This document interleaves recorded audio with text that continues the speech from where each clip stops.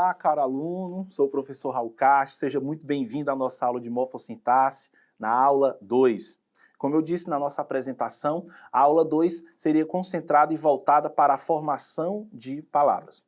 Bom, na aula anterior a gente viu um pouquinho sobre o processo de estruturação de palavras. Entretanto, quando essas palavras se estruturam, ou seja, quando elas se montam, vem o grande ponto. Como elas se formam? Na língua portuguesa, nós temos dois conceitos bem simples. Nós temos a palavra primitiva e nós temos a palavra derivada. A palavra primitiva é aquela que não provém de outras palavras e basicamente permite que outras palavras sejam formadas a partir dela. Claro, nós estamos falando aí de uma raiz que acaba gerando vários outros gramemas. Então eu tenho, por exemplo, vidro, vidraça, vidrinho, vidrão. Automaticamente, vidro seria a palavra primitiva. Vidrinho, vidraça, vidraria, seriam palavras derivadas. Portanto, palavra derivada é aquela que se origina da palavra primitiva. E muitas vezes, quase sempre, ela altera o seu significado. Por quê? Porque ela altera automaticamente a maneira como você imagina.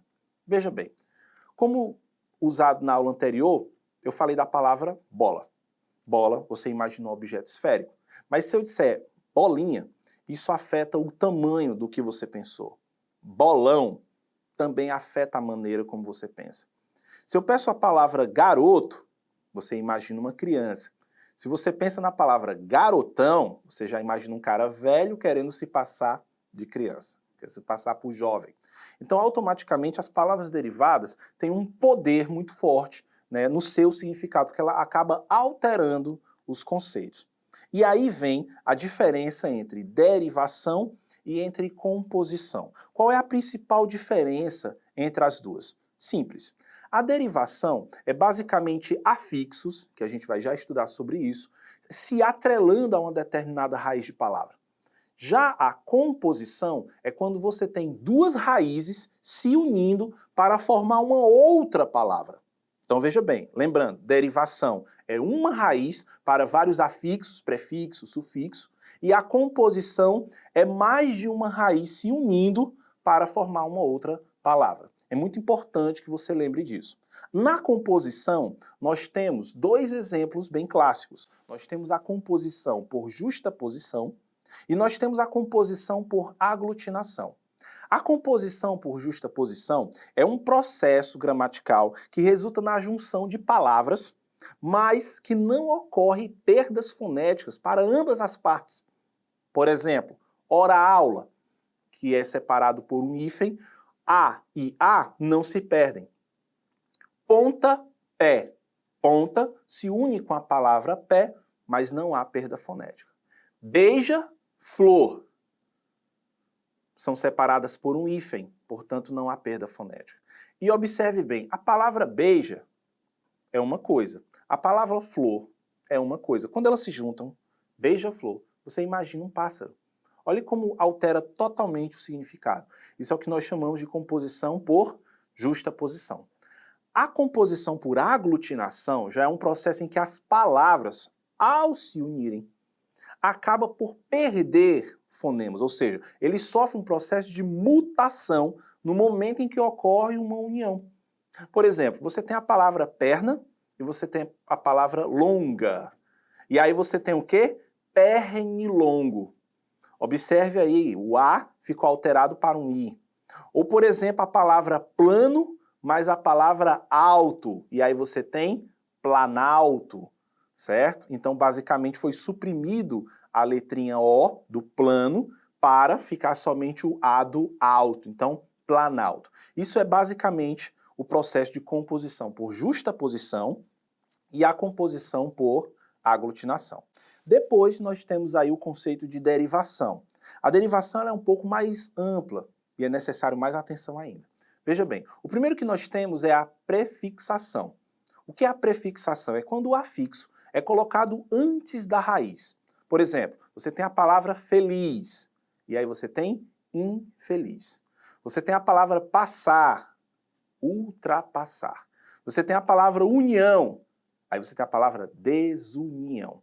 Portanto, todo afixo que é colocado antes da raiz, ele é chamado de prefixação. E aí é muito importante você pesquisar sobre essas tabelas. Nós temos vários afixos de origem latina, como por exemplo o in, de origem grega, como por exemplo o a. Por exemplo, o a em grego quer dizer não, não, teologia, ateu, que não acredita em Deus. Agora, se eu tenho, por exemplo, a palavra a do latim, quer dizer tornar-se. Por exemplo, avermelhar, tornar vermelho. Afiliar, tornar filho. Então, automaticamente, esse a do latim quer dizer tornar-se. O a do grego quer dizer não. O in do latim, por exemplo, pode significar não, infeliz. Mas também pode significar em, processo de, por exemplo, intenso. Ou seja, em processo de tensão. Então, muitas vezes é muito importante você estudar esses prefixos e estudar o significado desses prefixos. A mesma coisa também é atribuída na parte de sufixos. O sufixo, portanto, é quando o afixo é acrescido ao final da palavra primitiva, no caso, a raiz. Por exemplo, você tem vários sufixos: ismo, capitalismo, regionalismo, né, islamismo. Oso, que geralmente é um processo de um sufixo mais amplo, né? Cheiroso, orgulhoso. E você tem também, por exemplo, o alegrar, né? um sufixo ali no final.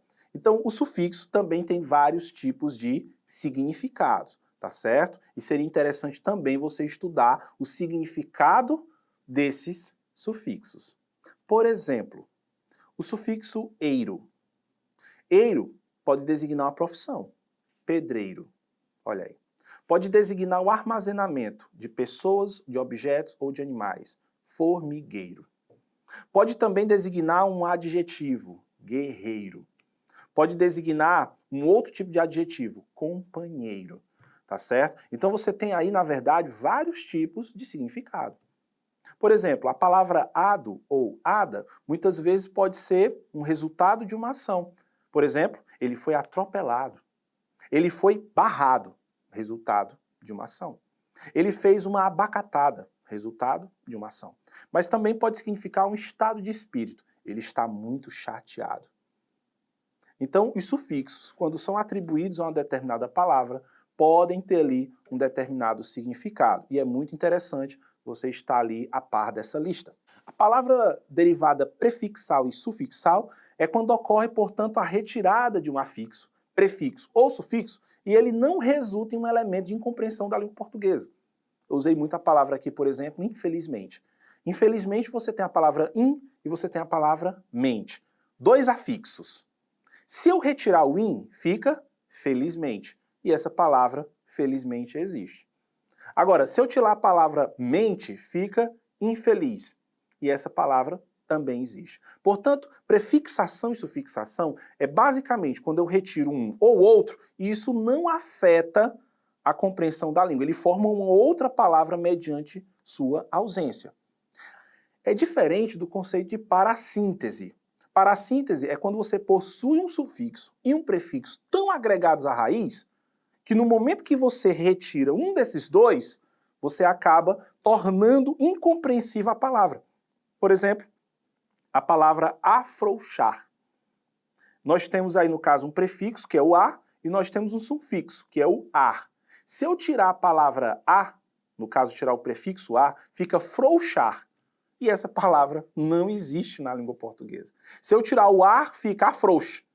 Também não existe. Então, automaticamente, a derivação parassintética, ela é uma derivação, certo? Que incorre na incompreensão da língua portuguesa quando retirada ali um determinado afixo, certo? E é muito interessante você perceber essa diferença, principalmente em um plano etimológico, que eu vou já estar comentando aqui com vocês. Bom, depois nós temos também a derivação regressiva, também chamada de deverbal. Por que ela recebe esse nome? Ela recebe esse nome porque ela é derivada de um verbo. Aí é quando a palavra é primitiva, só que tem a sua parte final subtraída. Exemplo, palavras que são derivadas de verbo e que acabam virando substantivos. Por exemplo, nós temos a palavra gritar, que é primitiva, e ela acaba surgindo a palavra grito. Nós temos a palavra primitiva amar nós temos, portanto, a palavra derivada amor. Nós temos a palavra primitiva carimbo e a palavra derivada carimbar. Você tem a palavra primitiva planta e aí você tem a palavra plantar. Mas veja bem, como é que você sabe quando uma vem da outra? E aí é onde o conceito de etimologia te ajuda bastante, certo? É só você lembrar o conceito de concreto e o conceito de abstrato. Dentro do processo abstrato, o verbo vem primeiro porque a ação é a primeira. É só você usar uma regrinha bem simples. Você diz assim, ó, se eu. Então, por exemplo, se eu digo assim, a palavra amor. Aí você diz, ó, só existe amor se eu amar. Então quem vem primeiro? Amar vem primeiro, amor vem depois. Simples assim. Tá certo? Isso é o que nós chamamos de abstrato. O abstrato só existe dependendo de uma determinada ação. Só existe trabalho se eu trabalhar. Então trabalhar é a palavra que vem primeiro. Trabalho, portanto, é deverbal. Agora veja, só existe telefone se eu telefonar. Não. Para você telefonar, você precisa do telefone. Então, automaticamente, telefone seria, no caso, a primitiva. Telefonar é que seria a derivada. Portanto, quando o objeto é concreto, quem vem primeiro é o substantivo. Quando ele é abstrato, quem vem primeiro é o verbo. Simples assim. Beleza?